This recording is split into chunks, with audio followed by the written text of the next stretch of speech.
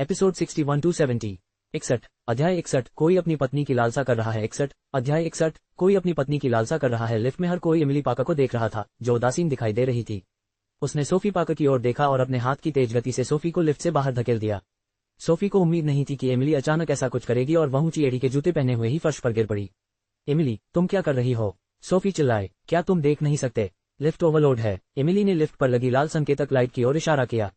तभी सोफी को एहसास हुआ कि लिफ्ट वास्तव में ओवरलोड थी। लिफ्ट की क्षमता केवल 20 लोगों की थी और रेनी वाइट के साथ यह पूरी तरह से भरी हुई थी। क्या तुम्हें मददगार नहीं होना चाहिए? आप उसे सीढ़ियां चढ़ने के लिए मजबूर तो नहीं करेंगे, है ना? एमिली ने लिफ्ट का दरवाजा बंद करने का बटन लापरवाही से दबाते हुए कहा। लिफ्ट के दरवाजे बंद हो गए और सोफी क्रोध से पीली पड़ गई, दूसरों की आश्चर्यचकित निगाहों के सामने जल्दी से ऊपर उठ गई। पास की लिफ्ट को देखकर लगा कि वह रखरखाव के अधीन थी। सुबह का व्यस्त समय था और अगली लिफ्ट के शीघ्र आने की संभावना अनिश्चित थी। प्रारंभिक प्रतियोगिता शुरू होने वाली थी और अभी भी लिफ्ट का कोई संकेत नहीं था। सोफी क्रोधित हो गई। उसने दांत पीसते हुए एमिली को कोसा, क्योंकि वह अजीब तरीके से सीढ़ियां चढ़ रही थी। जैसे ही वह लिफ्ट से नीचे आए, एमिली भीड़ के बीच से बाहर निकल गई। उसने लिफ्ट में रेनी को देखा। रेनी के बाहर चले जाने के बाद वह कुछ असमंजस में लग रही थी। दाएं मुड़िए, एमिली ने उसे याद दिलाया। रेनी चौंक कर कई कदम पीछे हट गई। हालांकि वह देख नहीं सकती थी, लेकिन सुन सकती थी। उसने अभी अभी एमिली द्वारा सोफी को परेशान करने के बारे में सब कुछ सुना था। उसके मन में एमिली एक दुर्भावनापूर्ण महिला थी। ये देखकर कि वह हिली नहीं, एमिली ने कुछ नहीं कहा और लॉटरी निकालने चली गई। राजधानी के छवि राजदूत के चयन के लिए प्रारंभिक प्रतियोगिता बहुत सरल थी। उम्मीदवारों को बस कुछ निर्णायकों के सामने अपना संक्षिप्त परिचय देना था, जो फिर उन्हें अंक देंगे और छांटेंगे। प्रत्येक 3 प्रतियोगियों को एक साथ समूहीकृत किया गया तथा एमिली को रेनी और एक अन्य महिला प्रतियोगी के साथ समूहीकृत किया गया। वे एक बड़े कमरे के बाहर इंतजार कर रहे थे। प्रतियोगियों का पिछला समूह पहले ही अंदर जा चुका था। बड़े कमरे के अंदर 7 न्यायाधीश थे, 4 पुरुष और 3 महिलाएं। कार्लोस यहाँ क्यों नहीं है? फेमैनर उत्सुकतावश ओलिवर रॉस के पास पहुंची और उससे पूछा। थर्ड मास्टर मैनर, हमारे बॉस आज व्यस्त हैं और नहीं आ सके, इसलिए उन्होंने मुझे अपनी जगह आने दिया। ओलिवर ने वहां उपस्थित महिला प्रतियोगियों को देखा और सोचा कि वे कितनी बोल्ड थीं, तथा अपने परिचय के दौरान युवा पुरुष निर्णायकों के साथ छेड़खानी कर रही थीं। फे को इस बात से कोई आश्चर्य नहीं हुआ। मैनर परिवार के तीसरे पुत्र होने के नाते वह भले ही गंभीर व्यवसाय नहीं संभालते थे, लेकिन वह हमेशा इस तरह के आयोजनों में भाग लेने के लिए उत्साहित रहते थे, खासकर जब वहां देखने लायक सुंदर महिलाएं होती थीं। कुछ देर तक देखने के बाद फे निराश हो गई। उसने जम्हाई ली। मास्टर कार्टर ने यह अनुमान लगाकर बुद्धिमानी दिखाई कि इस बार प्रतियोगियों की समग्र गुणवत्ता इतनी निराशाजनक थी, तो मैं भी नहीं आता। अनिच्छा से फे ने अपना सिर उठाकर उन 3 महिला प्रतियोगियों की ओर देखा जो अभी अभी अंदर आई थीं। उन्होंने ओलिवर के पास आने वाले पहले व्यक्ति की ओर इशारा करते हुए कहा, इसकी तरफ देखो, प्लास्टिक सर्जरी वाला चेहरा। और ये, उसकी उम्र 25 बताई गई है, लेकिन उसकी गर्दन की रेखाओं से लगता है कि वह कम से कम 35 साल की है। आखिरी वाला, न छाती न कुल है। फे ने बिना किसी खेद के उन्हें खारिज कर दिया। ओलिवर को इन मामलों की विशेष समझ नहीं थी, इसलिए उसने थर्ड मास्टर मैनर के साथ मिलकर वोट दिया। फिर ओलिवर ने खुद को शौचालय में जाने का बहाना बनाया। अगला समूह संख्या 36, 37 और 38। एमिली सबसे पहले आई 36वें नंबर पर, उसके बाद रेनी आई 37वें नंबर पर। एक तीसरा प्रतियोगी भी था जिसका नाम 38 था। जब तीनों अंदर आए तो फिर तुरंत ही चकित रह गई। संख्या 36 बिल्कुल आश्चर्यजनक थी। दूर तक फैली हुई पहाड़ी भौहें और पारंपरिक अंडाकार चेहरा, उसकी आंखें चमक रही थीं और उसकी हल्की मुस्कान आकर्षक डिंपल दिखा रही थी। इसके बाद का अंक 37 भी बुरा नहीं था। यद्यपि वह 36 नंबर की तरह अलौकिक नहीं थी, फिर भी वह एक विनम्र और आकर्षक युवती की तरह दिखती थी, जैसा कि विश्वविद्यालय के छात्रों को दिखना चाहिए। इन दोनों ने ही छवि राजदूत के लिए इस चयन के मानकों को काफी ऊंचा उठा दिया था। फे ने जल्दी से अपना फोन निकाला और एमिली और रेनी की कई तस्वीरें खींच लीं। उन्होंने फोटो देखे और पाया कि संख्या 36 बहुत फोटोजेनिक थी, हर शॉट में अच्छी लग रही थी।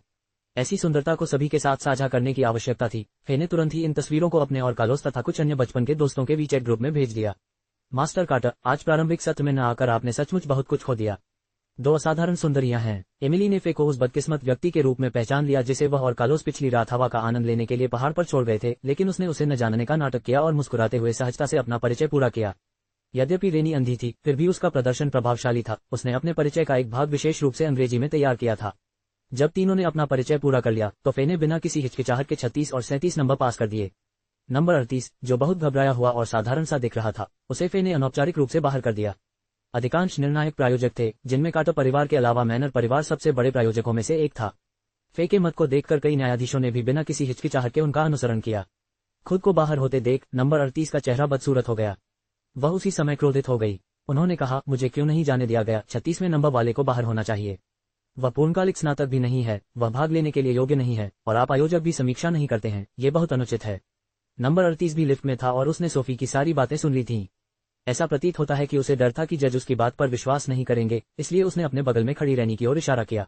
नंबर 37, आपने कहा कि आप कैपिटल यूनिवर्सिटी के छात्र हैं। प्रतिष्ठित विश्वविद्यालयों के छात्रों को झूठ नहीं बोलना चाहिए, है ना? आप भी अभी लिफ्ट में थे, आपने भी सुना। उसकी बहन ने बताया कि वह जूनियर कॉलेज की छात्रा थी। रैनी हिचकिचाई क्योंकि उसे महसूस हुआ कि जजों के साथ साथ एमिली की भी निगाहें एक साथ उस पर पड़ रही हैं। रैनी किसी को भी नाराज करने से डर रही थी, लेकिन ये याद करते हुए कि कैसे एमिली ने उसके जीवन रक्षक को हाशिए पर डाल दिया था, उसने हल्के से सिर हिलाया। बड़े कमरे के सामने सोफी भारी सांस लेती हुई अंततः पहुंची। सीढ़ियां चढ़ते समय उसे याद आया कि प्रारंभिक प्रतियोगिता का स्थान 63वीं मंजिल पर था। वह इतनी ऊंचाई तक चढ़ी थी कि उसकी सांस फूल रही थी। उसका मेकअप किया हुआ चेहरा पसीने से भीगा हुआ था। वहां पहुंचने पर उन्होंने देखा कि कई प्रारंभिक प्रतियोगी बड़े कमरे के बाहर इंतजार कर रहे थे। कुछ महिला प्रतियोगी कमरे के बाहर खड़ी थीं और उन्होंने अंदर से 38 नंबर की असंतुष्ट आवाज सुनी। कुछ महिलाएं प्रसन्नतापूर्वक बोलीं, आपको लगता है कि सुना? नंबर 38 ने अभी अंदर कहा कि नंबर 36 प्रवेश आवश्यकताओं को पूरा नहीं करता है और ऐसा लगता है कि उसकी भागीदारी अयोग्य हो सकती है। 62 अध्याय 62 कालोस ईर्ष्यालु 62 अध्याय 62 कालोस ईर्ष्यालु। सोफी पाकर ने मन ही मन खुश होते हुए सुना, ये सोचकर कि जिस व्यक्ति का वे उल्लेख कर रहे थे वह एमिली पाकर ही होगी। दरअसल एमिली पाकर की शैक्षिक की पृष्ठभूमि उजागर हो गई थी और ऐसा लग रहा था कि उन्हें प्रतियोगिता से अयोग्य घोषित कर दिया जाएगा। थोड़ी देर बाद कमरे का दरवाजा खुला और रेनी वाइट बाहर आए। नंबर 37, आप रेनी वाइट हैं? मेरा नाम सोफी पाकर है। सोफी पाकर ने मित्रतापूर्ण व्यवहार के साथ शीघ्रता से उसके पास जाकर रेनी वाइट का अभिवादन किया। क्या तुम वही बहन हो जिसने अभी मेरी मदद की? आपको सीढ़ियां चढ़ने के लिए माफ करना। सोफी की आवाज सुनकर रेनी वाइट हंस पड़ी। कोई बात नहीं, आप ही अकेले क्यों बाहर आ रहे हैं? मेरी बहन के बारे में क्या? मैंने सुना है कि अभी अभी उसकी रिपोर्ट आई है। मैंने उसे पहले भी सलाह दी थी, लेकिन सच्चाई हमेशा के लिए नहीं छुप सकती। अब जब उसका पर्दाफाश हो गया है तो यह अच्छी बात नहीं है। अगर यह बात उसके कार्यस्थल तक पहुंच गई तो कौन जाने उसे नौकरी से भी निकाल दिया जाए। मुझे यकीन नहीं है, लेकिन जजों ने जो कहा है उससे ऐसा लगता है कि वे उसे अयोग्य घोषित कर सकते हैं। रेनी वाइट फुसफुसाया। दरअसल वह एमिली पाकर को जानती थी। चूंकि वह अंधी थी इसलिए बचपन से ही उसकी सुनने और याद रखने की क्षमता अच्छी थी। वह एक बार सुनने के बाद विभिन्न आवाजों को याद रख लेती थी। पिछली बार मूनलाइट डिपार्टमेंटल स्टोर में लिफ्ट के बगल में स्वचालित एस्केलेटर के पास उसे वही नंबर 36 मिला था। वे किफायती युवा महिलाओं के कपड़ों के खंड में गए थे, जबकि नंबर 36 उच्च स्तरीय फैशन के खंड में ऊपर चला गया था। केवल एक मंजिल का अंतर उनकी पूरी तरह से अलग सामाजिक स्थिति को दर्शाता प्रतीत होता था। बाद में जब वह और उसकी रूममेट खरीदारी करने गईं, तो उनकी रूममेट ने एमिली पाकर और उसके समूह को फिर से देखने का जिक्र किया और कहा कि 36 नंबर की महिला ने बहुत सारे डिजाइनर कपड़े खरीदे थे जो उनकी क्षमता से कहीं अधिक महंगे थे और वे किसी अमीर व्यक्ति द्वारा रखी गई युवा मालकिन की तरह दिख रही थीं। भले ही उसके पास शक्तिशाली संबंध हो, फिर भी उसे प्रतियोगिता के नियमों का पालन करना चाहिए। रेनी वाइट गरीबी में पली बड़ी थी और उसे काफी भेदभाव का सामना करना पड़ा था, इसलिए अमीर लोगों के बारे में उसकी धारणा अच्छी नहीं थी। जैसे ही रेनी वाइट ने बोलना समाप्त किया, दरवाजा फिर से खुल गया और एमिली पाकर और नंबर 38 एक साथ बाहर आ गए। सोफी पाकर उत्सुकता से दौड़ी। बहन, मैंने सुना है कि आपको अयोग्य घोषित कर दिया गया है। एमिली पाकर ने केवल अनन्यपूर्वक कंधे उचका दिए। नंबर 38 ने एमिली पाकर को घूर कर देखा। एक मोहक महिला के चेहरे के साथ पैदा हुई, आपने केवल तीसरे मास्टर मैनर का ध्यान आकर्षित किया। उन्होंने आपकी ओर से वकालत करने के लिए भी बात की। ये कहकर 38 नंबर वाला व्यक्ति गुस्से में वहां से चला गया। तीसरा मास्टर मनो, उस उपद्रवी भीड़ में कालोस का दोस्त। सोफी पाकर ने फे मैनर के बारे में भी सुना था, जो एक कुख्यात अपव्ययी थी। उन्हें याद आया कि थर्ड मास्टर मैनर को कार रेसिंग बहुत पसंद थी और एक बार रेसिंग दुर्घटना के कारण वे वानस्पतिक अवस्था में चले गए थे। ये सुनकर कि थर्ड मास्टर मैनर ने एमिली पाकर को खुलेआम अनुचित लाभ दिया है, महिला प्रतियोगियों के बीच ईर्ष्या की फुसफुसाहट, जो पहले से ही उसकी सुंदरता से ईर्ष्या कर रही थी, और तेज हो गई। एमिली पाकर के प्रति उनकी निगाहें शत्रुता से भरी थीं। एक क्षण के लिए एमिली पाकर सार्वजनिक शत्रुता का लक्ष्य बन गईं। ये सुनकर कि एमिली पाकर विशेषाधिकार के माध्यम से अयोग्यता से बचने में कामयाब रही है, रेनी वाइट ने अपने होठों को हल्के से भींच लिया और उसे थोड़ी ईर्ष्या महसूस हुई। यदि वह अंधी न होती तो उसका मानना था कि उसे 36 नंबर से अधिक आकर्षक होना चाहिए था। ये देखकर कि एमिली पाकर को कोई चोट नहीं आई है, सोफी पाकर अनिच्छा से लॉटरी निकालने गई। लेकिन जब तक वह स्टाफ को ढूंढती, स्टाफ ने समय की जांच कर ली थी। आप लेट है। प्रतियोगिता के नियमों के अनुसार देरी का मतलब है कि आपका स्थान स्वतः ही रद्द कर दिया जाएगा, आपकी प्रतियोगिता की पात्रता रद्द कर दी जाएगी।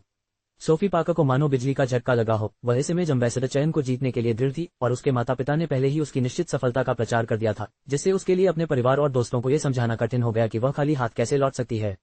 एमिली पाकर ने आलोचनाओं को नजरअंदाज किया, प्रतियोगिता पूरी की और टैक्सी लेकर अस्पताल में काम पर वापस चली गईं।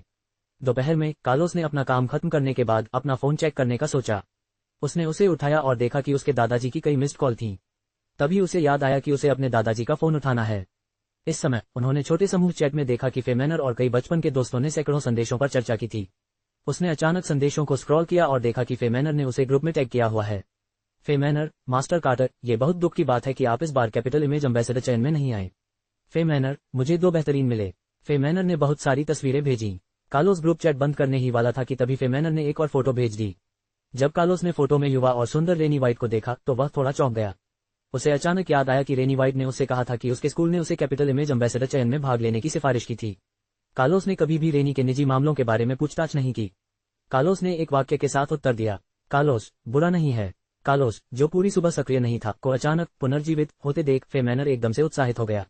फे मैनर, 37 खराब नहीं है, 36 तो और भी बेहतर है, बाकी सभी लोग ऐसा ही कहते हैं।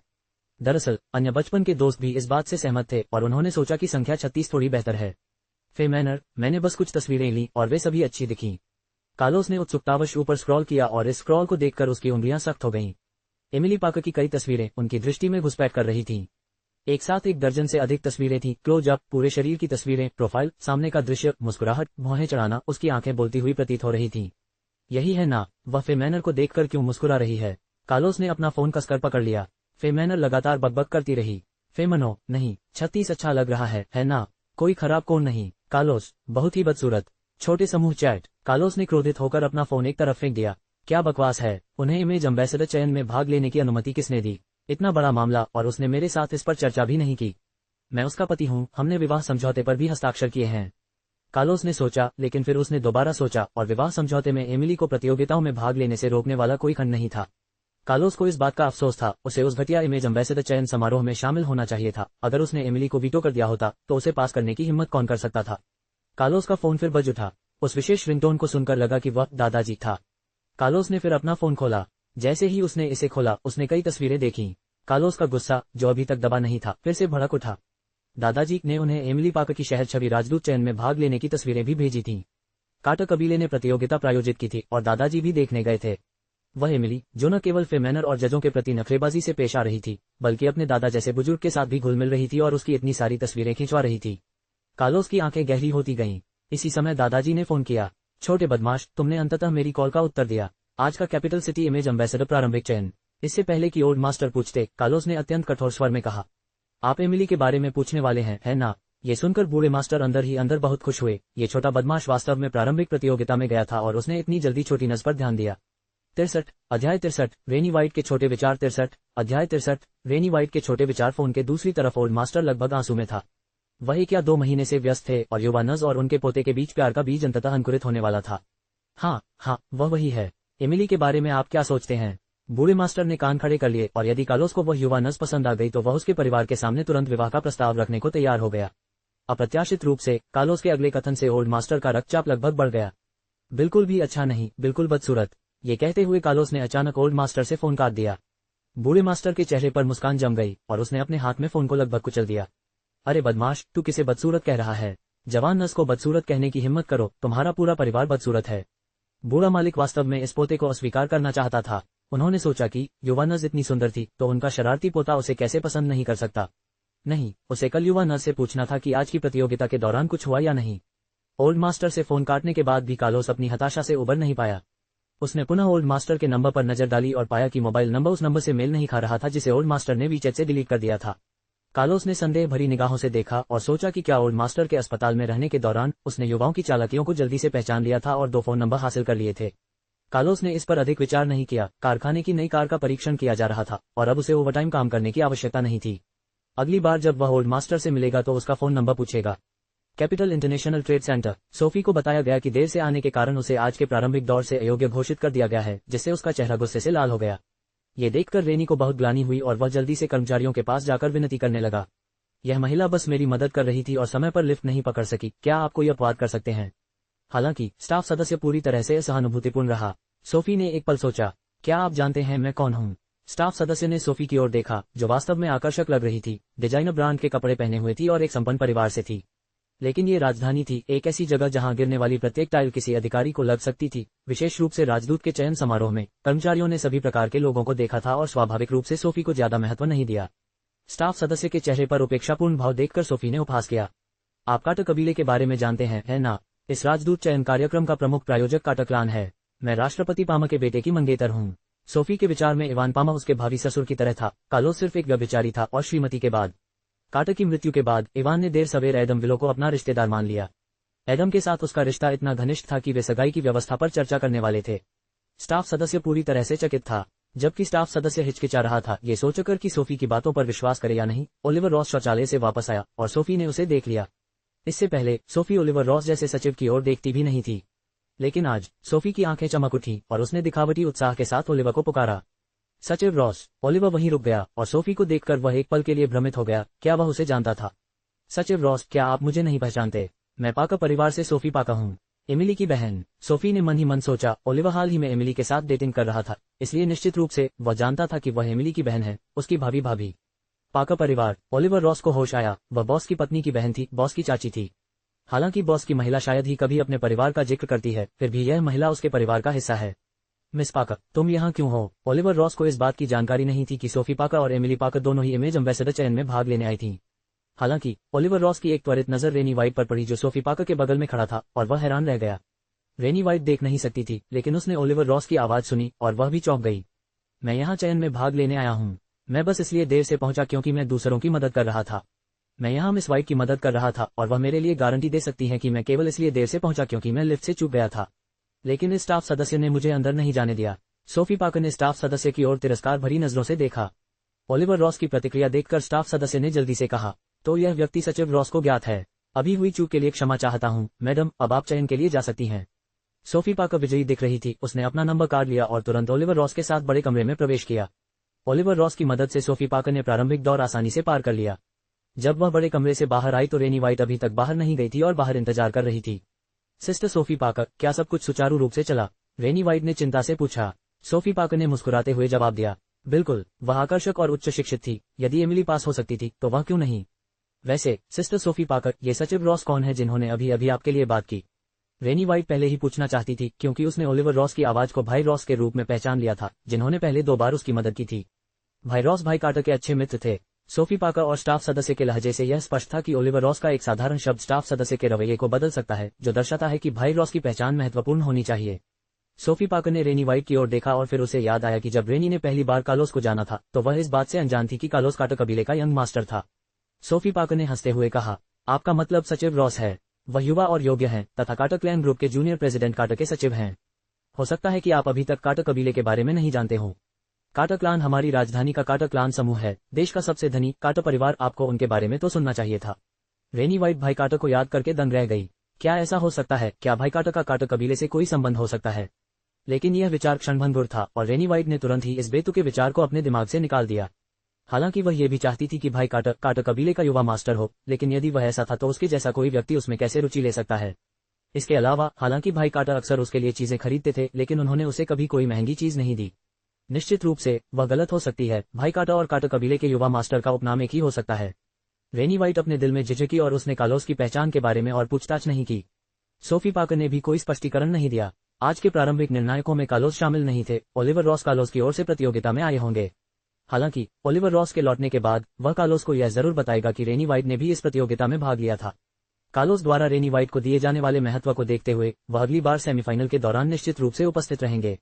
तब तक सोफी पाकर ने सब कुछ योजनाबद्ध कर लिया था और एमिली को अचानक से पकड़कर उसे सीधे पीछे हटने पर मजबूर करने का इरादा कर लिया था। 64वें दंपति के दैनिक झगड़े। 64वें दंपति के दैनिक झगड़े। कार्लोस विला में लौट आया और शाम हो चुकी थी। उसने सोचा कि एमिली जल्दी वापस आकर उसे अपनी बात समझा देगी, लेकिन एमिली 8 बजे के बाद ही काम से वापस लौटी। जब एमिली विला में पहुंची तो उसने देखा कि कार्लोस लिविंग रूम में बैठा उसका इंतजार कर रहा है। उस आदमी के सामने रखी एस्ट्रे में सिगरेट के टुकड़ों का ढेर था। जब एमिली अंदर आई तो उसने लापरवाही से अपनी सिगरेट बुझा दी। मैं पूरी रात तुम्हारा इंतजार कर रहा हूँ, मैंने अभी तक खाना भी नहीं खाया है। कार्लोस ने डरावनी आवाज में बात की, जो उसके लिए असामान्य था क्योंकि उसने एमिली के साथ अपने विवाह के दौरान हमेशा सम्मान से व्यवहार किया था। एमिली आश्चर्यचकित रह गई। वह आज रात फार्मेसी से देर से लौटी क्योंकि उसने सुबह की छुट्टी ले रखी थी। उसने यह उम्मीद नहीं की थी कि कार्लोस उसके खाने का इंतजार करेगा। एमिली ने अपराध बोध महसूस करते हुए माफी मांगने का इरादा किया। लेकिन हमने एक वैवाहिक समझौते पर हस्ताक्षर किए हैं, हमें एक दूसरे के प्रति पूरी तरह से वफादार रहना चाहिए। आप कैसे हैं? तुम क्या छुपा रहे थे और क्या कर रहे थे? कार्लोस के पेट में भूख की वजह से दर्द हो रहा था। उसने पहले कभी किसी महिला का इंतजार नहीं किया था और अब वह गुस्से से भर गया था। पूर्ण निष्ठा। एमिली को तुरंत उस लड़की का ख्याल आया जिसने क्लाउड लेक विला के सामने खुद को कार्लोस की बाहों में डाल लिया था। उसने अपने होंठ हल्के से काटे। मुझे नहीं पता कि मैंने किस तरह से हमारे वैवाहिक समझौते का उल्लंघन किया है। टकराना। कार्लोस ने अपने लंबे पैर से लात मारी, जिससे उसके सामने रखी संगमरमर की कॉफी टेबल कई मीटर दूर जा गिरी। कैपिटल सर्किल के सम्मानित युवराज के रूप में उनके पिता के अलावा किसी और ने उनसे कभी इस तरह बात नहीं की थी। आज तुम क्या कर रहे थे? आप स्वयं ही बेहतर जानते हैं। एमिली को याद आया कि वह इमेज एम्बेसडर की भूमिका के लिए चयन हेतु गई थी। क्या कार्लोस इस बात से परेशान था? मैं इमेज एम्बेसडर चयन के लिए गया था। ये पीपुल्स हॉस्पिटल से एक असाइनमेंट था। हमारे वैवाहिक समझौते में स्पष्ट रूप से कहा गया है कि आप मेरे काम का विरोध नहीं करेंगे। मैं तुम्हें बताने ही वाला था, लेकिन तुम पिछले कुछ दिनों से बहुत व्यस्त हो और मैं तुम्हारे काम में खलल नहीं डालना चाहता था। ये सुनकर कार्लोस ने उपहास किया। क्या तुम मेरे बारे में शिकायत कर रहे हो? मैंने हमेशा हमारे समझौते का पालन किया है। आप ही हैं जो वैवाहिक निष्ठा के बारे में बोलने की स्थिति में नहीं है। इतना कहकर एमिली गुस्से से ऊपर चली गई। कार्लोस ने अपनी भौहें सिकोड़ ली। वह वैवाहिक निष्ठा का सम्मान करने में कब असफल हुआ था? क्या ऐसा हो सकता है कि एमिली को रेनी वाइट के बारे में पता था? ठीक है, रेनी ने राजधानी के छवि राजदूत चयन में भी भाग लिया। क्या वे वहां मिले थे? लेकिन रेनी के साथ उसका रिश्ता स्पष्ट और मासूम था, उसने कभी उसका हाथ भी नहीं पकड़ा था। कार्लोस इस बारे में सोचते हुए और अधिक चिढ़ गया और एमिली से बहस करने के लिए ऊपर चला गया। जब कार्लोस दरवाजे पर पहुंचा तो उसने उसे खोलने के लिए हाथ बढ़ाया और पाया कि बेडरूम का दरवाजा अंदर से बंद था। कार्लोस ने गुस्से में आकर लगभग दरवाजा गिरा दिया। तभी अचानक दरवाजा खुल गया। कार्लोस के चेहरे पर थोड़ी नरमी आई। वह अंदर कदम रखने ही वाला था। अचानक एक रजाई और एक तकिया उड़कर कार्लोस की बाहों में आ गिरा। अगले ही क्षण दरवाजा फिर से बंद हो गया। कार्लोस को ठंड में छोड़ दिया गया। उसका चेहरा काला पड़ गया।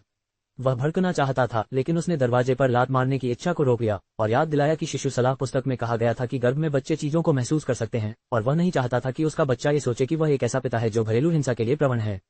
गंभीर चेहरे के साथ कार्लोस तकिया और रजाई को अध्ययन कक्ष में ले गया। वह रात भर अध्ययन कक्ष में ही रहा। वह इतना परेशान था कि सो नहीं सका। जैसे ही भोर होने को आए और वह सोने ही वाला था कि अचानक फोन की घंटी ने उसे जगा दिया। कार्लोस ने फोन उठाया और उसका चेहरा और भी बदसूरत हो गया। जब एमिली नीचे आई तो दिन का उजाला हो चुका था। सुबह उठने पर उसे कुछ अफसोस हुआ। वह अपना आपा खोने वालों में से नहीं थी, लेकिन गर्भवती होने के कारण कार्लोस के कारण उसका मूड आसानी से प्रभावित हो जाता था। उनका विवाह एक समझौता था। इस वर्ष उन्हें अपनी पत्नी और बच्चे की भलाई के लिए एक दूसरे के साथ सम्मानपूर्वक व्यवहार करना चाहिए। एमिली ने कार्लोस को नहीं देखा, लेकिन नौकरों से उसे पता चला कि वह भोर होने से पहले ही बाहर निकल गया था। ऐसा लगता है कि क्लाउड लेक विला से फोन आया था। युवा मास्टर बहुत परेशान लग रहे थे। नौकर की बात सुनकर एमिली की भौहें तन गईं। एमिली अपने कमरे में लौटी, अपना पेजर निकाला और उसे चालू कर दिया। पीपुल्स अस्पताल के आपातकालीन कक्ष में। संयोग से यह डॉक्टर एडम विलो की शिफ्ट थी। एक नर्स अंदर आई। डॉक्टर विलो एक आपातकालीन मरीज है। उसके परिवार का कहना है कि उसे जहर दिया गया है और उसकी हालत बहुत खतरनाक है। इसके साथ ही इवान पामर ने एक महिला को धक्का दे दिया। इवान ने भी एडम को देखकर गहरी नजर से देखा। उनमें से कोई भी नहीं बोला। तभी एडम ने व्हीलचेयर पर बैठी महिला को देखा। वह लगभग 40 वर्ष की थी। उसका चेहरा कागज की तरह पीला और वह बहुत थकी हुई दिख रही थी। करीब से देखने पर पता चला कि उसकी उंगलियों और होठों का रंग नीला पड़ रहा था, जो जहर के स्पष्ट संकेत थे। क्या आप डॉक्टर विलो हैं? इवान ने अपना हाथ बढ़ाया और एडम से हाथ मिलाया। मैं डॉक्टर बेनेट की मित्र हूं। उन्होंने मुझे बताया कि आपके पीपुल्स हॉस्पिटल में उन्नत चिकित्सा तकनीक है। इस समय अन्य अस्पतालों ने अभी तक काम करना शुरू नहीं किया है, इसलिए मेरे पास अपनी पत्नी को इलाज के लिए पहले यहाँ लाने के अलावा कोई विकल्प नहीं था। उसका इलाज एक ज्वालाछाप ने करवाया था और परिणामस्वरूप उसकी हालत बिगड़ गई। इवान ने चिंतित भाव से श्रीमती को पकड़ते हुए कहा। कार्टर के हाथ। श्रीमती। कार्टर का हाथ बर्फ की तरह ठंडा था। कुछ दिन पहले ही उसकी हालत में सुधार हुआ था, लेकिन आज सुबह जब वह उठी तो श्रीमती कार्टर का हाथ बर्फ की तरह ठंडा था। कार्टर को अचानक अनियंत्रित रूप से ऐंठन होने लगी और वह बेहोश हो गया। इवान तुरंत बटलर के साथ उसे पीपुल्स अस्पताल ले गया। जब इवान बोल रहा था, एक आदमी तेजी से अंदर आया। पकड़ना। कार्लोस जल्दी से श्रीमती के पास पहुंचे। कार्टर। इवान की भौहें थोड़ी सिकुड़ गईं। उसने कार्लोस को सूचित नहीं किया था। बटलर ने जल्दी से कहा, सर, मैंने युवा मास्टर को सूचित कर दिया है। कार्लोस ने देखा कि श्रीमती कार्टर पहले से ही बेहोश था। उसकी आंखों में तूफानी बादल छा रहे थे। आपदा का कारण, ये सब आपकी गलती है। आपको बस उस तथाकथित भूत डॉक्टर से अपनी मां का इलाज करवाना था। अब उसे देखो, वह जीवन और मृत्यु के बीच झूल रही है। अगर उसे कुछ हो गया तो मैं तुम्हें कभी नहीं छोड़ूंगा। अब से तुम्हें अपनी मां के इलाज में कोई दखल नहीं देना है। सबके सामने इवान ने कार्लोस को डांटा, जबकि डॉक्टर एडम ने कार्लोस को कड़ी निगाह से देखा। कार्लोस। ये पहली बार था जब डॉक्टर एडम का कार्लोस से आमना सामना हुआ था। कार्लोस अफवाहों में बताए गए दुराचारी युवा स्वामी से कुछ अलग लग रहा था। 65 अध्याय 65 हत्यारा जिसने किन की मां को नुकसान पहुंचाया वास्तव में वह है 65 अध्याय 65 हत्यारा जिसने किन की मां को नुकसान पहुंचाया वास्तव में वह है अपनी बेहोश मां को देखकर कार्लोस अचानक बोला, मेरे पिता को छोड़कर सभी लोग चले जाएं। बटलर जल्दी से बाहर निकल गया। एडम विलो ने इवान पामर की ओर देखा, फिर नर्स को लेकर आपातकालीन कक्ष से बाहर चले गए। केवल कार्टर पिता और पुत्र ही अंदर रह गए। तुम लापरवाह मूर्ख हो, अगर तुमने अपनी मां के इलाज में देरी करने की हिम्मत की। इवान पामर कार्लोस को डांटने ही वाला था कि अचानक उसे अपने पैरों के नीचे हल्कापन महसूस हुआ और कार्लोस ने उसका कॉलर पकड़ लिया और उसे जोर से दीवार पर पटक दिया। कार्लोस की भौहों पर गहरा अंधेरा छा गया। जब उसने इवान को घूरा, उसकी आंखें चाकू की तरह तेज थीं। इवान पामर, मुझे बताओ, मेरी मां की अंगूठी का क्या मामला है? कौन सी अंगूठी? इवान की आंखें चमक उठी, लेकिन उसका चेहरा शांत रहा। तुम्हारी और मेरी मां की शादी की अंगूठी, जो वह हमेशा अपनी उंगली में पहनती थी। फिर भी आपने कभी अपना नहीं पहना। जब वह सो रही थी तो मैंने अंगूठी उतार ली और उसका परीक्षण किया। अनुमान लगाओ मुझे अंगूठी पर क्या मिला। वहां रेडियोधर्मी विषाक्त पदार्थ पाए गए, वही प्रकार जो मेरी मां के शरीर में पाए गए थे। इवान का दिल बैठ गया और उसने जल्दी से श्रीमती की ओर देखा। कार्टर के हाथों में श्रीमती। कार्टर की उंगलियां पतली थीं, वह शायद ही कभी गहने पहनती थी, लेकिन वह हमेशा अपनी शादी की अंगूठी पहनती थी। वह अभी भी अंगूठी पहनती थी, जो पुरानी अंगूठी से अलग नहीं दिखती थी। देखने की जहमत मत उठाओ, मैंने किसी से एक समान चीज बनवाए। मैं तुमसे फिर पूछूंगा, तुम्हारी अंगूठी कहाँ है? यदि भूत डॉक्टर ने क्लाउड लेक विला के प्रवेश द्वार पर लगी अंगूठी का उल्लेख न किया होता तो कार्लोस को श्रीमती पर ध्यान ही नहीं जाता। कार्टर की शादी की अंगूठी, श्रीमती को जहर देना। कार्टर रहस्यमय था। क्लाउड लेक विला के लगभग हर कोने को उलट पुलट कर दिया गया था, लेकिन कोई भी जहरीला पदार्थ नहीं मिला, जब तक कार्लोस ने अंगूठी पर ध्यान नहीं दिया, जो इवान और श्रीमती की शादी की अंगूठी थी। कार्टर, एक अंगूठी श्रीमती। कार्टर हमेशा इसे पहनते थे, यहाँ तक कि सोते समय भी। मैं आमतौर पर घोड़ों की सवारी करता हूँ और मैं नहीं चाहता था कि अंगूठी घोड़े को खरोंच दे, इसलिए मैंने इसे नहीं पहना। क्या मैं तुम्हारा पिता हूँ और तुम्हें मुझ पर शक है? इवान का चेहरा लाल हो गया और वह लगभग हौंफने लगा, उसकी गर्दन भींची जा रही थी। तभी उसे एहसास हुआ कि उसका बेटा कार्लोस उससे आधा सिर लंबा हो गया है और कार्लोस की पकड़ इतनी मजबूत थी मानो वह किसी भी क्षण उसकी गर्दन कुचल सकता है। इसके बाद कार्लोस ने इवान को छोड़ दिया और उसके मुड़े हुए कपड़े ठीक किए। मुझे तुम पर शक है। अगर मेरी माँ को कुछ हो गया तो सबसे ज्यादा फायदा तुम्हें ही होगा। खांसी खांसी। उस समय श्रीमती। कार्टर को धीरे धीरे होश आया। कार्लोस ने अपनी भावनाओं को शांत किया और श्रीमती के पास चला गया। कार्टर ने उसका हाथ पकड़ लिया। सौभाग्य से भूत डॉक्टर की याद दिलाने पर कार्लोस को उस अंगूठी का ख्याल आया और उसने चुपके से उसे बदल दिया। वह अंगूठी के रेडियोधर्मी विषाक्त पदार्थों के बारे में एक पल के लिए हिचकिचाया और श्रीमती को यह बात न बताने का निर्णय लिया। कार्टर, वह अच्छी तरह जानता था कि उसकी माँ इवान से कितना प्यार करती थी, ठोस सबूत के बिना, यहाँ तक कि सबूत के साथ भी उसकी माँ शायद इस पर विश्वास नहीं करती। कैरोलीन, क्या तुम ठीक हो? इवान भी चिंता से भरा हुआ वहां आया। दोनों में से किसी ने भी अंगूठी का जिक्र नहीं किया। मैं अस्पताल में क्यों हूँ? क्या मैंने भूत डॉक्टर से अपना इलाज करने के लिए नहीं कहा था? मुझे भूत डॉक्टर के अलावा कोई नहीं चाहिए। श्रीमती। कार्टर ने चारों ओर देखा और पहचान लिया कि वह अस्पताल में है। माँ, आज सुबह आप बेहोश हो गई थीं। हम भूत डॉक्टर से तुरंत संपर्क नहीं कर सके और आपकी हालत भी ठीक नहीं है। अभी अस्पताल में भर्ती रहना ही बेहतर है। कार्लोस को भूत डॉक्टर पर बहुत भरोसा नहीं था, लेकिन एक बार की मुलाकात से ही उसे श्रीमती के बारे में सुराग मिल गया। कार्टर की अंगूठी उनकी अपेक्षा से अधिक सक्षम साबित हुई। क्या ये पीपुल्स अस्पताल है? यहाँ रहना असुविधाजनक है। श्रीमती। कार्टर को डर था कि अगर ओल्ड मास्टर को पता चल गया तो वह यहाँ रहकर चिंतित हो जाएंगे। कैपिटल में कई बड़े अस्पताल हैं, लेकिन अधिकांश, यदि सभी नहीं तो कुछ हद तक डॉक्टर रीड के काम से जुड़े हुए हैं। इवान के साथ कुछ गड़बड़ है या नहीं, ये जानने से पहले कार्लोस ने अपनी माँ को किसी बड़े अस्पताल में भर्ती कराने की योजना नहीं बनाई थी। उसने एक क्षण सोचा, फिर अचानक उसे वह छोटा अस्पताल याद आ गया जहाँ एमिली पाकर मिली थी। वह तुरंत उठ खड़ा हुआ और बटलर को निर्देश देने के लिए बाहर चला गया। बटलर, ईस्टर्न हॉस्पिटल से संपर्क करो और कहो कि मेरी माँ को वहाँ स्वास्थ्य लाभ की आवश्यकता है। आपातकालीन कक्ष के बाहर एडम विलो ने सुना कि कार्लोस श्रीमती को स्थानांतरित करने का इरादा रखता है। कार्टर को ईस्टर्न हॉस्पिटल ले जाया गया और उसे रोकने के लिए कहा गया। सर, ईस्टर्न हॉस्पिटल तो बस एक माध्यमिक अस्पताल है। मुझे नहीं लगता कि आपकी माँ की गंभीर हालत का वहाँ पर्याप्त इलाज हो पाएगा। कार्लोस ने एडम की ओर देखा। हे कचरा, पीपुल्स हॉस्पिटल में आप जैसे डॉक्टर काम करते हैं। मुझे संदेह है कि यहाँ का स्तर इससे बेहतर है। मैं कार्टर परिवार के बोर्ड को वैज्ञानिक अनुसंधान के वित्तपोषण की दिशा का पुनर्मूल्यांकन करने के लिए वोट करने दूंगा। मेरे विचार से ईस्टर्न हॉस्पिटल आपके हॉस्पिटल से बेहतर है। कार्लोस ने उपहास किया और श्रीमती को धक्का दे दिया। कार्टर की व्हीलचेयर बाहर आ गई। एडम ने अपनी भौहें सिकोड़ ली। कार्लोस की शत्रुता स्पष्ट थी, लेकिन उसे याद नहीं आ रहा था कि उसने कार्लोस को कब अपमानित किया था। क्या कार्लोस को कुछ पता चला? जैसा कि एडम को याद आ रहा था, उसने एमिली पाकर को तेजी से आते देखा। सुबह सुबह एमिली को श्रीमती के बारे में खबर मिली थी। कार्टर के स्वास्थ्य में परिवर्तन और भूत डॉक्टर की तत्काल खोज। एमिली ने ओलिवर रॉस से संपर्क किया तो पता चला कि श्रीमती कार्टर पीपुल्स हॉस्पिटल में थे और वह जल्दी से वहां पहुंची। संयोगवश उनकी मुलाकात कार्लोस और एडम से हो गई। जैस्पर विलो एमिली को देखकर आश्चर्यचकित हुआ और पूछने ही वाला था कि वह क्यों आई है। एमिली, मेरी माँ की तबीयत ठीक नहीं है और हम अस्पताल बदल रहे हैं। क्या आप मेरी माँ को ईस्टर्न हॉस्पिटल ले जाने में मेरी मदद कर सकते हैं? ये सुनकर आदम और भी अधिक अप्रसन्न हो गया। कार्लोस, क्या वह सोचते थे कि यह कार्टर परिवार की निजी संपत्ति है? एमिली तो बस एक ऐसी व्यक्ति थी जिससे वह परिचित था, वह उसकी व्यक्ति नहीं थी। वह उसकी आज्ञा क्यों माने? श्री कार्टर, नर्स पाकर हमारे अस्पताल की फार्मेसी में काम करती है, आपातकालीन कक्ष में नहीं। इसके अलावा अभी उसके काम करने का समय नहीं आया है। आपके पास उसे आदेश देने का अधिकार नहीं है। 66 अध्याय 66 एमिली पाकर के शरीर पर गंध। 66 अध्याय 66 एमिली पाकर के शरीर पर गंध। आपका सेवा रवैया बहुत खराब है, मैं शिकायत करूंगा, कार्लोस ने ठंडे चेहरे से कहा। एमिली तुरंत श्रीमती को धक्का देने के लिए चली गई। कार्टर की व्हीलचेयर पर जाने का प्रयास किया, लेकिन कार्लोस ने उससे पहले ही उसे पकड़ लिया, जिससे एमिली उसके पीछे आ सकी। एमिली उसके बगल में खड़ी हो गई। कार्लोस ने अपनी गति धीमी कर दी और दोनों ने कंधे से कंधा मिलाकर श्रीमती को धक्का दिया। कार्टर बाहर, आपातकालीन कक्ष के बाहर, एडम विलो एमिली के घटते हुए शरीर को देख रहा था। किसी कारण से दोनों की लंबी और छोटी आकृतियां अजीब तरह से मेल खाती हुई प्रतीत हो रही थीं। एडम को अपने सीने में आग महसूस हुई, मानो वह जल रही हो और उसके पूरे सीने को झुलसा देगी।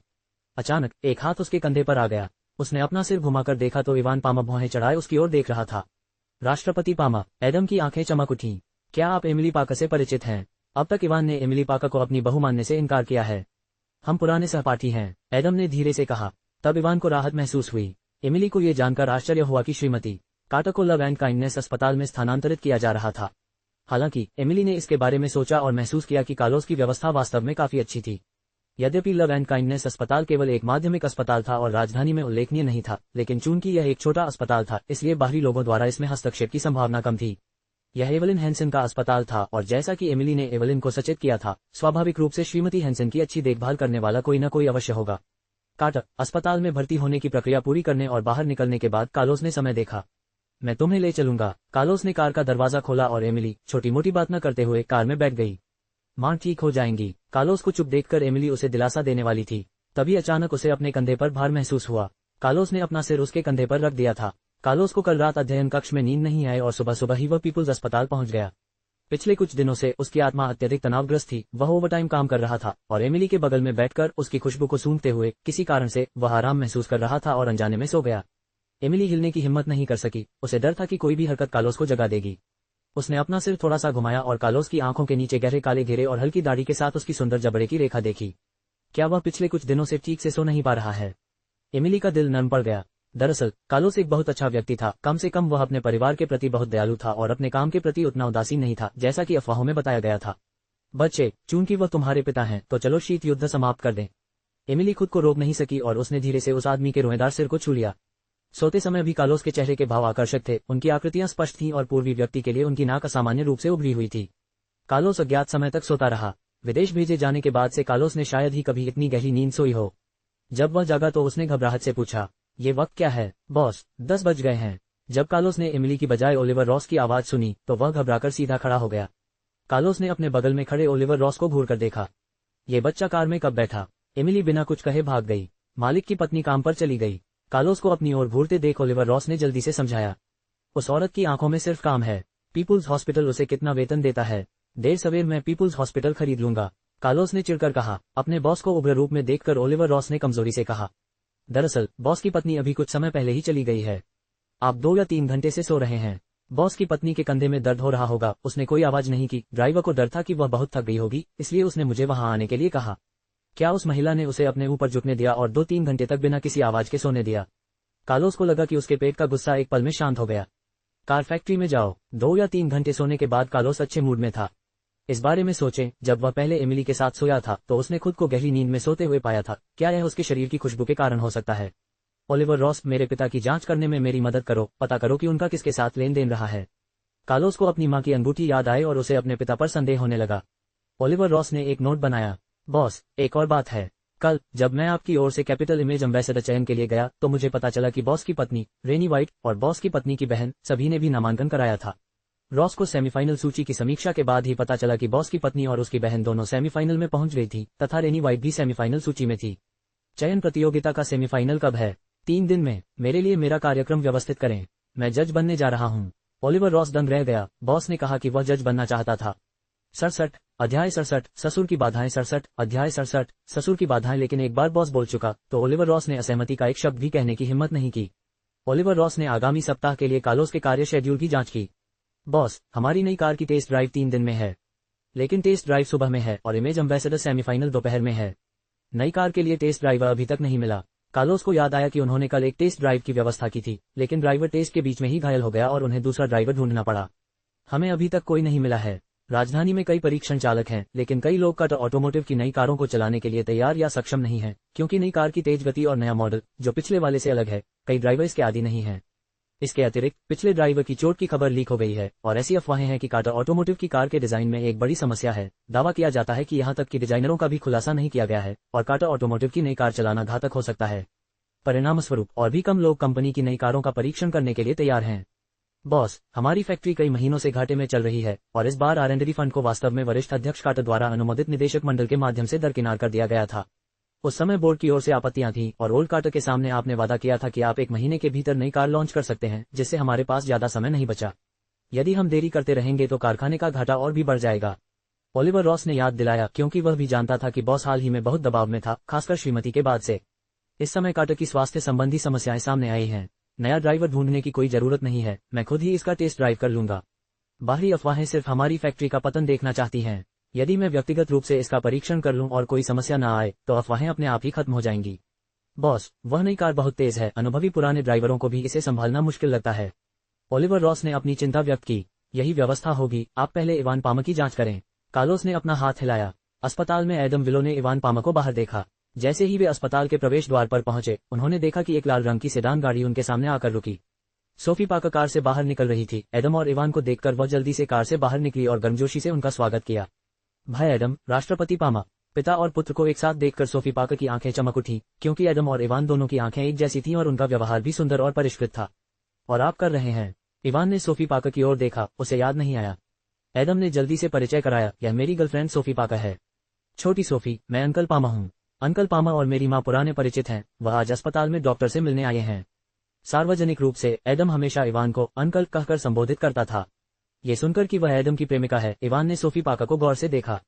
सोफी पाकर ने जल्दी से अपना परिचय दिया। राष्ट्रपति पामा, मैं आपसे पहले भी क्लाउड लेक विला के प्रवेश द्वार पर मिला था, लेकिन आपने मुझे नोटिस नहीं किया। मेरे पिता मंत्री हेनरी पाकर हैं। आह, तो आप मंत्री पाकर की बेटी हैं। सचमुच, सेब पेड़ से दूर नहीं गिरता। सोफी पाकर की पारिवारिक पृष्ठभूमि के बारे में जानने के बाद इवान का उसके प्रति रवैया नरम पड़ गया। सोफी, तुम अस्पताल क्यों आए हो? क्या आपने नहीं कहा था कि आप स्नातक होने वाले हैं और हाल ही में काफी व्यस्त हैं? एडम ने उत्सुकता से पूछा। भाई एडम, मैं आपको खुशखबरी सुनाने आया हूँ। मैंने कैपिटल के इमेज एम्बेसडर के लिए प्रारंभिक दौर पास कर लिया है। रास्ते में कुछ अड़चनें आई, मेरे साथ लगभग तोड़फोड़ हो गई।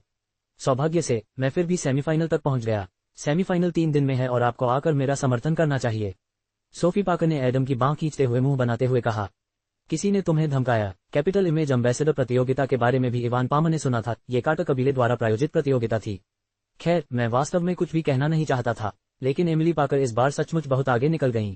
मेरी एक सौतेली बहन है जो पीपुल्स हॉस्पिटल में नर्स के रूप में काम करती है, उसका नाम एमिली पाकर है। हमारे पिता एक ही हैं, लेकिन माताएं अलग अलग हैं। उसकी माँ का निधन बहुत पहले हो गया था। वह हमेशा हमारे परिवार में पली बड़ी है और मेरी माँ उसके साथ मुझसे भी बेहतर व्यवहार करती है, जो कि उसकी अपनी बेटी है। लेकिन उसे बहन के प्यार की कोई परवाह नहीं है। सोफी जब बोल रही थी तो उसके चेहरे पर अत्यंत शिकायत का भाव प्रकट हो रहा था। मुझे पता है कि मेरी बहन मुझे कभी पसंद नहीं करती थी, लेकिन आज उसने जो किया वह हद पार कर गया। मैं एक दृष्टिहीन प्रतियोगी को लिफ्ट में चढ़ने में मदद कर रहा था, तभी उसने लिफ्ट में क्षमता से अधिक सामान भरा होने का दावा करते हुए मुझे लिफ्ट से बाहर धकेल दिया। मुझे प्रतियोगिता के लिए सीढ़ियों से जाना था और मैं देर से पहुंचा था। बात करते समय सोफी पाकर ने जानबूझकर अपनी आंखें पोंछ लीं। कार से बाहर निकलने से पहले उसने अपनी आंखों में कुछ बूंदें डाली थीं। उसकी आंखें लाल थीं और सचमुच दयनीय लग रही थीं। एमिली पाकर, वाह। एडम पहले तो ये कहना चाहता था कि एमिली ऐसी नहीं है, लेकिन फिर उसे अचानक गलियारे में डॉक्टर बेनेट और एमिली के बीच हुए संघर्ष की याद आ गई। हाल ही में एमिली बदल गई प्रतीत हुई। ये सुनकर इवान के मन में एमिली के बारे में और भी बुरी धारणा बन गई। उसने एमिली की जटिल पारिवारिक पृष्ठभूमि के बारे में पहले भी सुना था, लेकिन उसने यह नहीं सोचा था कि वह एक नाजायज संतान होगी जिसका कोई सार्वजनिक दर्जा नहीं होगा। यहाँ तक कि उसने एक विकलांग व्यक्ति को भी धमकाया। गहरी षड्यंत्रकारी प्रवृत्ति वाली ऐसी लड़की बहुत डरावनी थी। वह कार्टर परिवार से विवाह करके उनकी संपत्ति हड़पना चाहती होगी। सोफी, उदास मत हो। यदि एमिली इस तरह से लोगों को धमकाने की हिम्मत करती है तो मैं उसे ऐसा करने नहीं दूंगी। ऐसा चरित्र, चाहे वह कितना भी आकर्षक क्यों न हो, पूंजी की छवि का प्रतिनिधित्व नहीं कर सकता। मैंने मूल रूप से इस इमेज एम्बेसडर प्रतियोगिता में भाग नहीं लिया था क्योंकि मैं बहुत व्यस्त था। ये कहते हुए इवान ने अपना कार्यक्रम देखा। 3 दिन में मैं मुक्त हो जाऊंगा और कैपिटल के इमेज एम्बेसडर चयन के इस दौर में भाग लूंगा। अगर एमिली ने तुम्हें फिर से परेशान किया तो मैं उसे तुरंत ही खत्म कर दूंगी। इवान को कार्लोस द्वारा हाल ही में उसके प्रति किए गए अशिष्ट व्यवहार का ख्याल आया। ऐसा कौन सा पुत्र है जो अपने पिता के साथ इतना अनादरपूर्ण व्यवहार करता है? फिलहाल वह कार्लोस से सीधे तौर पर भिड़ नहीं सकता था, इसलिए उसने सोचा कि एमिली पाकर पर अपनी कुंठा निकालना अच्छा रहेगा। एडम कुछ कहना चाहता था, लेकिन सोफी का उदास चेहरा देखकर वह चुप हो गया। संयोगवश एडम को 3 दिन बाद छुट्टी मिलनी थी। इसे देखते हुए उन्होंने इमेज एम्बेसडर प्रतियोगिता में भाग लेने का निर्णय लिया। वह अभी भी यह विश्वास नहीं करना चाहता था कि एमिली इतनी दुर्भावनापूर्ण महिला बन गई है। ये सुनकर सोफी को तुरंत अंदर से बहुत खुशी महसूस हुई। वह एडम को विशेष रूप से इस कार्यक्रम में आमंत्रित करने आई थी। जब समय आएगा तो एमिली का कुरूप पक्ष देखकर एडम निश्चित रूप से बहुत निराश होगा। उसकी खुशी के लिए इवान भी वहां होगा। इवान कार्लोस का पिता था। यदि कार्लोस के पिता एमिली से घृणा करते तो चाहे वह कितनी भी चालाक क्यों न हो या कार्लोस को लुभाने के लिए उसने कितनी भी योजनाएं क्यों न बनाई हो, उसके दिन निश्चित रूप से सुखद नहीं होते। ये सोचकर सोफी 3 दिन बाद होने वाले सेमीफाइनल का इंतजार नहीं कर सकी। 68 अध्याय 68 विलो परिवार का जन्मदिन निमंत्रण। 68 अध्याय 68 विलो परिवार का जन्मदिन निमंत्रण। पलक झपकते ही कुछ और दिन बीत गए। इन दिनों के दौरान एमिली पाकर और कार्लोस ने एक दूसरे को मुश्किल से ही देखा था, क्योंकि कार्लोस सुबह जल्दी निकल जाता था और देर से वापस आता था, और जब वह सुबह वापस आता तब तक एमिली काम पर जा चुकी होती थी। सप्ताहांत में एमिली ने एक फोन कॉल लिया। सिस्टर एमिली पाकर, यह मैं हूँ, अमेलिया विलो। फोन पर एक लड़की का विनम्र अभिवादन आया। एमिली कुछ हद तक आश्चर्यचकित थी। अमेलिया विलो एडम विलो की बहन थी और चूंकि एमिली ने यह स्पष्ट कर दिया था कि अब उसका एडम से कोई संबंध नहीं है, इसलिए वह उससे संपर्क में नहीं थी। इससे पहले एमिली को अमेलिया के बारे में अच्छी धारणा थी, जो एक अच्छी और आज्ञाकारी लड़की लगती थी। क्या बात बहन एमिली, हमें एक दूसरे से मिले हुए बहुत समय हो गया है और मुझे आपकी बहुत याद आ रही है। आज मेरा जन्मदिन है और आज रात मेरी माँ ने घर पर खाना बनाया है। आओ और हमारे साथ खाना खाओ। लड़की की प्रसन्न आवाज सुनकर एमिली को आश्चर्य हुआ कि क्या एडम ने अपनी बहन को अभी तक अपनी स्थिति के बारे में नहीं बताया है। एमिली मना करने ही वाली थी कि अमेलिया ने जल्दी से कहा, बहन एमिली, आज मेरा 18वां जन्मदिन है और आपने पहले वादा किया था कि आप मेरा 18वां जन्मदिन मेरे साथ मनाएंगी। तो फिर चलिए इस पर सहमति बना लेते हैं। आज रात 7 बजे हमारे घर भोजन के लिए आओ। ये कहते हुए एमिली के मना करने से पहले ही अमेलिया ने जल्दी से फोन काट दिया। फोन पकड़े हुए एमिली ने मन ही मन सोचा कि शायद विलो परिवार से मिलने का समय आ गया है। एडम ने अभी तक उसे पैसे वापस नहीं किए थे। एडम विलो की बहन होने के अलावा अमेलिया एमिली पाकर की छात्रा भी थी। जब अमेलिया ने पहली बार जूनियर हाई स्कूल में प्रवेश लिया तो उसका शैक्षणिक प्रदर्शन औसत दर्जे का था। ग्रेस विलो ट्यूशन की लागत को लेकर परेशान थी और वह एडम पर बोझ नहीं डालना चाहती थी, जो अपनी स्नातक की डिग्री के लिए अध्ययन कर रहा था। इसलिए उसने एमिली से अमेलिया को ट्यूशन देने के लिए कहा। यद्यपि ग्रेस एमिली की शैक्षिक पृष्ठभूमि के बारे में बहुत अच्छी नहीं सोचती थी, परंतु एडम ने बताया था कि जूनियर और सीनियर हाई स्कूल में एमिली के ग्रेड बहुत अच्छे थे, इसलिए वह अमेलिया को पढ़ाने में पूरी तरह सक्षम थी। शुरुआत में एमिली अमेलिया को लेकर बहुत चिंतित थी। आखिरकार वह एडम विलो की बहन थी। पिछले कुछ वर्षों में एमिली के प्रशिक्षण के अंतर्गत अमेलिया के ग्रेड में काफी सुधार हुआ। एमिली को याद आया कि कार्लोस की छोटी बहन भी हाई स्कूल में पढ़ती थी, जो लगभग अमेलिया की ही उम्र की थी। लेकिन वह इस युवा लड़की से कभी नहीं मिली थी और उसे आश्चर्य हो रहा था कि वह शैक्षणिक रूप से कैसी है। कॉल के दूसरे छोर पर अमेलिया के हाथ में अभी भी एप्पल ब्रांड का नवीनतम मॉडल का फोन था। एमिली को फोन करने के बाद उसने सोफी पाकर को फोन किया। सिस्टर सोफी पाकर, मैंने आपकी सलाह मान ली और सिस्टर एमिली को आमंत्रित किया। आपने मुझे जो जन्मदिन का उपहार दिया उसके लिए धन्यवाद। वह जो नया मॉडल फोन पकड़े हुए थी, वह सोफी की ओर से उपहार था। फोन रखने के बाद अमेलिया ने अपने हाथ में फोन देखा और मन ही मन सोचा, बहन एमिली, मुझे माफ करना। यद्यपि पिछले कुछ वर्षों में आप मेरे साथ अच्छे रहे हैं, अक्सर मुझे पढ़ाते रहे हैं, फिर भी आप बहुत गरीब हैं। आप मुझे इतने सालों से जानते हैं और आपने मुझे जो सबसे महंगा उपहार दिया है वह एक लर्निंग मशीन है जिसकी कीमत कुछ 100 युआन है। दूसरी ओर सिस्टर सोफी बहुत उदार हैं। उन्होंने हमारी पहली मुलाकात में ही मुझे कई हजार युआन मूल्य का एक नया स्मार्टफोन दे दिया। अगर मैं अपना भाई होता तो मैं भी सिस्टर सोफी को चुनता। शाम को एमिली ने अपने ड्राइवर से विलो परिवार के निवास पर जाने को कहा। जब वे समुदाय के बाहर पहुंचे तो एमिली ने ड्राइवर से पार्किंग स्थल में उसका इंतजार करने को कहा। प्रिंस बे समुदाय राजधानी में एक मध्यम श्रेणी का समुदाय है। कुछ वर्ष पहले ही एडम ने यहाँ 100 वर्ग मीटर का मकान खरीदने के लिए ऋण लिया था। एमिली ने एक बैग और एक केक लेकर अभी साइन इन किया था और अंदर जाने ही वाली थी कि उसने एक जोड़े को पार्किंग गैराज की ओर से आते देखा, जो हंस रहे थे और बातें कर रहे थे। क्या ये सिस्टर एमिली नहीं है? एमिली को हाथ में जन्मदिन का केक पकड़े देखकर सोफी पाकर मुस्कुराते हुए आगे बढ़ी। एमिली को देखकर एडम विलो की आंखें भी हल्की सी चमक उठी। जब एडम ने एमिली को आते देखा तो उसके दिल में थोड़ी खुशी हुई। उसने कई दिनों से एमिली को नहीं देखा था। जब से उसने सोफी के साथ डेटिंग शुरू की थी, एमिली उससे बचती रही थी। आज अपनी बहन के जन्मदिन पर भी एमिली आई, जिससे पता चला कि वह अभी भी उनकी परवाह करती है। एमिली ने सोफी पाकर के हाथों में विभिन्न पोषण संबंधी उत्पादों और खूबसूरती से लिपटे उपहार बैग को भी देखा। जैसे ही वे तीनों विलो परिवार के दरवाजे पर पहुंचे, सोफी ने अपनी गति बढ़ा दी और आगे की ओर दौड़ पड़ी। उसने अपनी फिंगरप्रिंट स्कैन की और एक बीप की आवाज के साथ दरवाजा खुल गया। एडम ने एमिली की ओर देखा और धीरे से समझाया, हाल ही में सोफी अक्सर अमेलिया को ट्यूशन देने आती है, इसलिए सुविधा के लिए हमने उसकी फिंगरप्रिंट रिकॉर्ड कर ली। एमिली व्यंग्यात्मक ढंग से उपहास करने से खुद को नहीं रोक सकी। विलो परिवार का स्मार्ट लॉक वह चीज थी जिसे उसने और एडम ने खरीदारी के दौरान साथ मिलकर खरीदा था। उसने कभी भी ताले में अपनी अंगुली का निशान नहीं डाला था। जैसे ही वे दरवाजे के अंदर पहुंचे, उन्होंने देखा कि ग्रेस विलो ने पहले से ही मेज पर खाना लगा रखा था। उन तीनों को एक साथ अंदर आते देख वह मुस्कुराती हुई चली गई। सोफी, एमिली, तुम यहाँ हो। सबको देखकर अच्छा लग रहा है, फिर इतनी औपचारिकता क्यों? इतनी सारी चीजें क्यों ला रहे हो? जैसे ही ग्रेस बोल रही थी, उसने एमिली के हाथ में केक देखा। तुमने केवल केक ही क्यों खरीदा? ग्रेस एक क्षण के लिए निराश हो गई और धीरे से बुदबुदाई। सोफी ने जल्दी से उसके हाथों में मौजूद कीमती सप्लीमेंट्स और उपहार सौंप दिए और ग्रेस के चेहरे पर थोड़ा सुधार आया। आंटी विलो, आपके द्वारा पकाया गया भोजन बहुत स्वादिष्ट खुशबूदार है। हम सब लोग इधर उधर खड़े न रहें, कृपया बैठ जाएं। सोफी ने एक परिचारिका का सा व्यवहार किया, जबकि अमेलिया भी अपने कमरे से बाहर आए और सोफी के पास आकर बैठ गई। एडम भी बैठ गया, जिससे एमिली अकेली खड़ी रह गई। वह किसी बाहरी व्यक्ति की तरह लग रही थी। एमिली, आओ और तुम भी खाओ। एडम ने एमिली को पुकारा। अमेलिया के फोन कॉल के बारे में सोचते हुए एमिली को अचानक विडंबना महसूस हुई और उसने एडम के नए घर का आलोचनात्मक रूप से निरीक्षण किया। एमिली को याद आया कि जब एडम ने स्नातक होने के बाद पहली बार यह घर खरीदा था तो उसके पास मरम्मत के लिए पैसे नहीं थे। ग्रेस विलो ने सजावट के लिए एमिली से हजारों रुपए उधार लिए थे। यहाँ फर्नीचर के साथ साथ विभिन्न छोटे घरेलू उपकरणों का भुगतान एमिली के पैसे से किया गया था। कई वर्ष बीत गए, लेकिन ग्रेस विलो ने पैसे नहीं चुकाए। उसने एक बार एमिली के सामने कहा था कि वह और एडम जल्द ही शादी करने वाले हैं और इन मरम्मत कार्यों को एमिली का दहेज माना जा सकता है। मैं पहले ही खा चुका हूँ, मैं बैठूंगा नहीं। बहन, अगर आपने खाना खा भी लिया है तो भी आप कुछ व्यंजनों का आनंद ले सकती हैं। आंटी विलो का खाना सचमुच बहुत अच्छा है। सोफी को अपने दिल में गर्व महसूस हुआ। उसने जानबूझकर अमेलिया को एमिली को बुलाने के लिए कहा था, क्योंकि उसे उम्मीद थी कि एमिली और लियो परिवार के बीच स्नेह प्रदर्शित होगा। एडम ने एमिलिया को देखा। अमेलिया जल्दी से खड़ी हुई और एमिली के पास गई, उसका हाथ पकड़ लिया। बहन एमिली, आज मेरा जन्मदिन है। मेरी खातिर कृपया बैठो और हमारे साथ भोजन करो। उसे मासूमियत से देखते हुए एमिली ने ठंडी हंसी उड़ाई और तेजी से उसका हाथ वापस खींच लिया। वह सोचती थी कि केवल एडम ही कृतघ्न है, लेकिन आज उसे स्पष्ट रूप से समझ आ गया, जैसा कि कहावत है, एक ही पंख के पक्षी एक साथ रहते हैं। विलो परिवार में एक भी अच्छा व्यक्ति नहीं था। चूंकि मामला ऐसा ही था, इसलिए अब उसे उनके लिए अपनी प्रतिष्ठा बचाने की कोई जरूरत नहीं थी। एमिली ने अमेलिया का हाथ झटक दिया, दरवाजे तक गई और उसे खोल दिया। 69 अध्याय 69 उसने और एडम विलो ने अपने खाते पूरी तरह से निपटा दिए हैं। 69 अध्याय 69 उसने और एडम विलो ने अपने खाते पूरी तरह से निपटा दिए हैं। एमिली पाकर ने दरवाजा खोला और एडम विलो ने सोचा कि वह जा रही है। वह उसके पीछे जाने के लिए उठा, उसे वापस बुलाना चाहता था, लेकिन एमिली बाहर नहीं गई। दरवाजे के बाहर लोग खड़े थे। कई लोग चलती कंपनी की वर्दी पहने हुए थे। 4 या 5 अजनबियों को अचानक आते देख एडम विलो स्तब्ध रह गया और हिल भी नहीं पाया। डाइनिंग टेबल के पास बैठी सोफी पाकर, ग्रेस विलो और अमेलिया विलो भी दंग रह गईं। उन तीनों ने अपने चॉपस्टिक नीचे रख दिए। उन्हें यह नहीं पता था कि एमिली ने इन लोगों को क्यों बुलाया था। एमिली, ये लोग कौन हैं? एडम विलो ने एमिली की ओर उलझन भरी नजरों से देखा।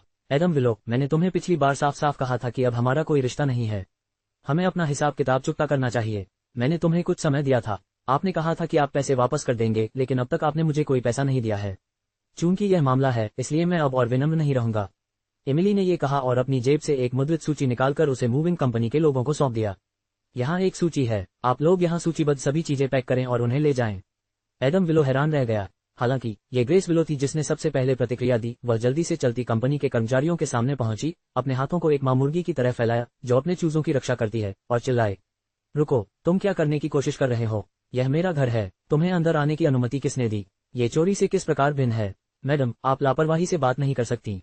ये रंगीन TV, refrigerator, washing machine, sofa, अंदर के बिस्तर, आपकी डाइनिंग टेबल, कुर्सियां, दीवार पर लगा एयर कंडीशनर, यहाँ तक कि आपके बर्तन और कढ़ाई, ये सब मैंने खरीदे हैं। सभी खरीदारी की रसीदें यही हैं। एमिली ने अपने हाथ में रसीदें उठाईं। एमिली, क्या तुम थोड़ा और समय नहीं दे सकती? मैंने तुमसे कहा था, मैं वह पैसा जल्द ही चुका दूंगा। एडम विलो का विद्वान चेहरा अचानक लाल हो गया। दरअसल विलो परिवार के पास पैसा नहीं है। मां के नाम पर अभी भी एक फिक्स्ड डिपॉजिट है, लेकिन जब एडम विलो ने इस बारे में बात की तो ग्रेस विलो ने इसे लेने से साफ इनकार कर दिया। ग्रेस विलो का मानना था कि एमिली ने वर्षों तक उसके बेटे के काम में बाधा डाली। यदि एमिली न होती तो एडम को अब तक एक धनी और शक्तिशाली मंगेतर मिल गया होता। एमिली पैसा चाहती है? बिल्कुल नहीं। एमिली मुस्कुराए, मैंने समय दिया है, मैं अब और इंतजार नहीं करना चाहता। एमिली ने अपना हाथ हिलाया। सूची में जो भी है उसमें से एक भी चीज न छोड़ें, सब ले लें। जैसे ही सामान ले जाने वाली कंपनी के लोगों को निर्देश दिए गए, उन्होंने सामान ले जाना शुरू कर दिया।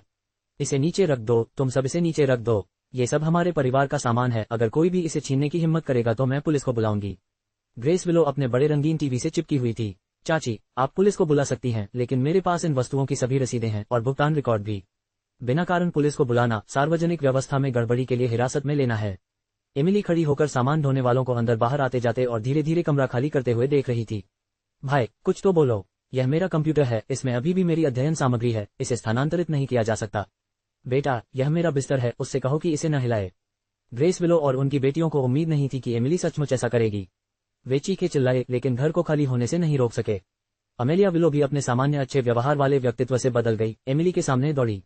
एमिली, तुम बहुत ज्यादा हो। कोई आश्चर्य नहीं कि मेरा भाई तुम्हें नहीं चाहता। अमेलिया विलो, इन पिछले वर्षों में मैंने जो भी समय और ऊर्जा एक कुत्ते पर खर्च की, उसे व्यर्थ समझो। एमिली एक युवा लड़की के साथ बहस करने में असमर्थ थी। जब सामान ढोने वालों ने खाने की मेज और कुर्सियां हटा ली, तो एमिली को अंततः महसूस हुआ कि कमरा देखने में अधिक सुखद लग रहा है। अब कमरा ऐसा लग रहा था मानो किसी बवंडर ने उसे उड़ा दिया हो, पूरी तरह खाली। सॉफ्ट फर्निशिंग के अलावा इस कमोडिटी हाउस में कुछ हार्ड इंस्टॉलेशन का भुगतान भी मैंने ही किया था। आज बहुत देर हो चुकी है और इससे पड़ोसियों को परेशानी हो सकती है। कल मैं मजदूरों को बुलाकर इन प्रतिष्ठानों को भी गिरा दूंगा। एमिली, ज्यादा आगे मत बढ़ो। भाई एडम पर तुम्हारा कितना बकाया है, हार्ड इंस्टॉलेशन सहित, मैं उसे चुका दूंगा। सोफी पाकर अब इसे बर्दाश्त नहीं कर सकी। आप उसे भुगतान करने में मदद करें, ये सबसे अच्छा होगा। स्थापनाओं के लिए 15,000, इसके अलावा वह अभी भी मुझ पर 3 लाख का बकाया है, कुल मिलाकर 45,000। एमिली ने बिना किसी हिचकिचाहट के तुरंत सोफी को अपना बैंक खाता नंबर दे दिया। सोफी ने पैसे ट्रांसफर कर दिए। अब से सारे कर्ज माफ हो गए हैं। भाई एडम को अब और परेशान मत करो। सोफी पाकर ने एमिली को घूर कर देखा। चिंता मत करो, जब तक वह मेरे सामने नहीं आएगा, मैं उसके सामने कभी नहीं आऊंगा। एमिली दरवाजे तक गई, स्मार्ट लॉक को देखा, फोन किया, किसी से उसे खुलवाया, उसे नीचे उतारा और संतुष्ट होकर चली गई।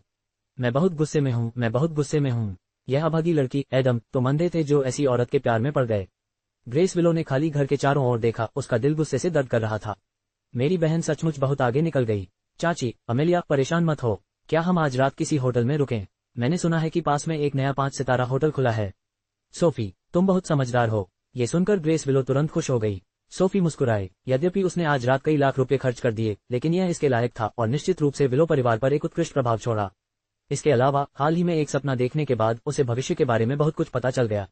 उसने जो शेयर खरीदे थे वे वही थे जो उसने सपने में देखे थे और वे सभी ऊपर जा रहे थे। कुछ लाख तो कुछ भी नहीं थे, वह जल्दी ही वापस आ जाएगी। सोफी ग्रेस और उसकी बेटियों को होटल ले गई, जबकि एडम ने कहा कि वह साफ सफाई करेगा और फिर वहां चला जाएगा। सबके चले जाने के बाद एडम विलो खाली कमरे में खड़ा था, उसके दिल में एक बड़ा खालीपन महसूस हो रहा था। 70 अध्याय 70 सोफी पाका का बदला 70 अध्याय 70 सोफी पाका का बदला। जब वह शाम को घर लौटी तो कार्लोस पूरी रात फिर वापस नहीं आया। वह पिछले कुछ दिनों से विशेष रूप से व्यस्त लग रहा था। प्रारंभिक प्रतियोगिता के बाद कार्लोस ने ब्रांड एम्बेसडर के लिए चयन प्रतियोगिता का कोई जिक्र नहीं किया। एमिली पाकर ने सोचा कि अब उन्हें इस पर कोई आपत्ति नहीं करनी चाहिए, इसलिए उन्होंने उनके साथ पुनः प्रतियोगिता का विषय नहीं उठाया। एमिली पाकर, तुम बहुत उपद्रवी लड़की हो। जैसे ही एमिली पाकर कार से बाहर निकली, उसने श्रीमती को देखा। पाका और सोफी पाका की माँ बेटी की जोड़ी सोफी पाका के हाथ में वायलिन का केस पकड़े हुए उनकी ओर आ रही है। सोफी पाका बचपन से ही वायलिन सीख रही हैं और इसे काफी अच्छी तरह बजाती हैं। एमिली पाका, कल विलो परिवार के यहाँ जो हुआ, मैंने उसके बारे में सब कुछ सुना है। सचमुच, तुम में कोई शिष्टाचार नहीं है। किसने कभी यह कहा कि भेजी गई चीजें वापस कर दी जाएं? अगर तुम्हारे पिता को पता चल गया कि तुमने क्या किया है तो वे इतने क्रोधित होंगे कि शायद मर भी जाएंगे। श्रीमती पाका ने एमिली पाका को घृणा भरी नजरों से देखा।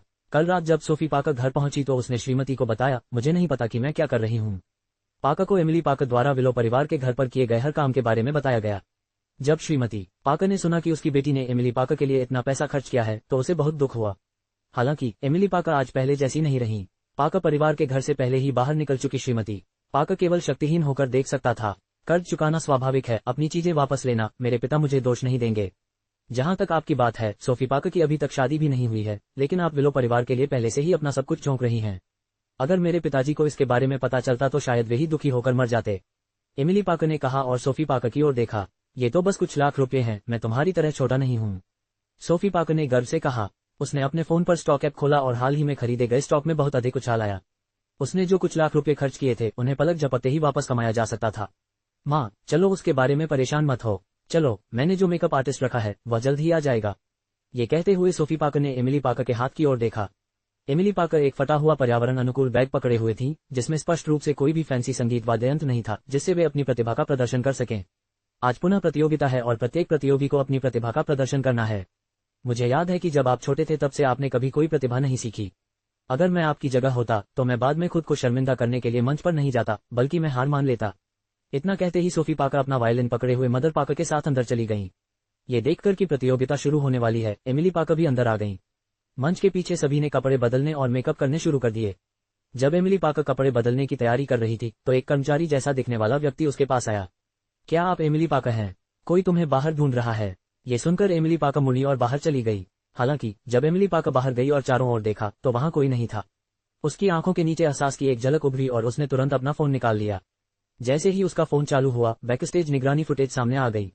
मंच के पीछे कैमरे नहीं होने चाहिए थे, लेकिन जब एमिली पाका अंदर आई तो उन्होंने अपने लॉकर के सामने अलमारी के कोने में एक कैमरा लगा दिया। सचमुच, एमिली पाका ने सोफी पाका को अपने स्थान की ओर आते देखा।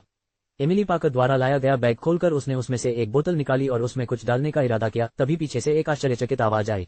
सिस्टर सोफी पाका रेनी व्हाइट फ्रेम में दिखाई दिए। बारिश हो रही है। हो। सोफी पाका चौंक गई और उसका हाथ कांपने लगा, लेकिन जब उसने देखा कि वह रेनी व्हाइट थी तो वह निश्चिंत हो गई। सिस्टर सोफी पाका, आप यहाँ क्या कर रही हैं?